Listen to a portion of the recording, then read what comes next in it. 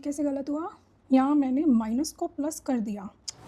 ये शायद वो वाला क्वेश्चन था जिसमें मैंने फॉर्मूला फिर से कैलकुलेशन, मैंने डिफरेंशिएशन को इंटीग्रेशन कर दिया। करो, सब बोलते हैं कि मॉक टेस्ट का एनालिसिस करो, कोई ये तो बताता ही नहीं है कि कैसे करें। क्या आप भी इस तरह से परेशान होते हैं मॉक टेस्ट का एनालिसिस करते टाइम? चलो स्टेप बाय स्टेप इस प्रोसेस को डिस्कस किया जाए। तो जैसे ही आप टेस्ट देकर आते हो तो 1 to 2 आवर्स का कूल ऑफ पीरियड रखो अपने लिए, उसके बाद आप एनालिसिस कर सकते हो। आपका स्टेप नंबर 1 ये रहेगा कि आप इस तरह से एक टेबल बनाओगे, यहाँ पर टेस्ट नंबर ऐड ऑन होते चले जाएंगे, जैसे 1, उसके बाद 2, 3, 4, इस तरह से। टोटल क्वेश्चंस कितने थे एग्जाम में, कितने आपने अटेम्प्ट किए, कितने करेक्ट हुए आपसे, कितने आपसे इनकरेक्ट हुए, और कितने क्वेश्चंस ऐसे थे जो कि आपने अटेम्प्ट ही नहीं किए, और फाइनल स्कोर आपका क्या है उस टेस्ट में। आपका जो स्टेप नंबर 2 रहेगा उसमें आप अपने मिस्टेक्स को कैटेगराइज करोगे, किस तरह की मिस्टेक की वजह से आपका क्वेश्चन गलत हुआ है। जैसे फॉर एग्जांपल कि क्वेश्चन नंबर 12 गलत हुआ है कॉन्सेप्चुअल एरर की वजह से। क्यों? क्योंकि आप एल हॉपिटल रूल में कंफ्यूज हो गए थे। तो पहला क्वेश्चन नंबर जो गलत हुआ या सही हुआ है, फिर उसको कैटेगरी में, फिर वाई इट वेंट रॉन्ग।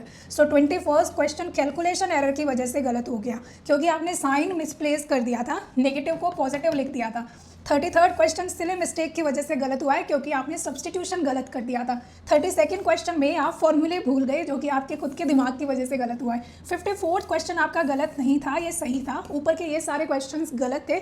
इसका मतलब है आप इस तरह के क्वेश्चंस में confident. Now in step number 3 आप अपनी एरर्स को टॉपिक वाइज कैटेगराइज करोगे कि क्या टॉपिक था जिसमें मिस्टेक करी। मान लो कि इंटीग्रेशन था, टाइप ऑफ एरर क्या था, मान लो कि सब्सटीट्यूशन एरर था, करेक्ट अप्रोच क्या होनी चाहिए वो भी उसमें लिखोगे। उसके बाद एक सॉल्व एग्जाम्पल डिस्कस करोगे, ताकि आपको आपका जो ये एरर है वो रेक्टिफाई हो जाए और आपको समझ में आ जाए कि एक्चुअल में आपको कैसे सॉल्व करना है। स्टेप नंबर 4 आपको पैटर्न्स आइडेंटिफाई करने हैं कि कितने क्वेश्चंस आपके टाइम मैनेजमेंट की वजह से गलत हो रहे हैं, कितने कॉन्सेप्चुअल एरर की वजह से गलत हो रहे हैं, क्या आपने ओवर अटेम्प्ट तो नहीं कर दिया पेपर को। तो कौन से ऐसे पैटर्न्स हैं जो आप फ्रीक्वेंटली रिपीट कर रहे हो, जिन पर आपको काम जिन पर इंप्रूवमेंट नहीं हो रही है। ये पैटर्न्स आइडेंटिफाई करना ज़रूरी है, क्योंकि पैटर्न से ही हमें पता चलेगा कि हम क्या चीज़ को इग्नोर कर रहे हैं और किसकी वजह से हमारे मार्क्स डिडक्ट हो रहे हैं।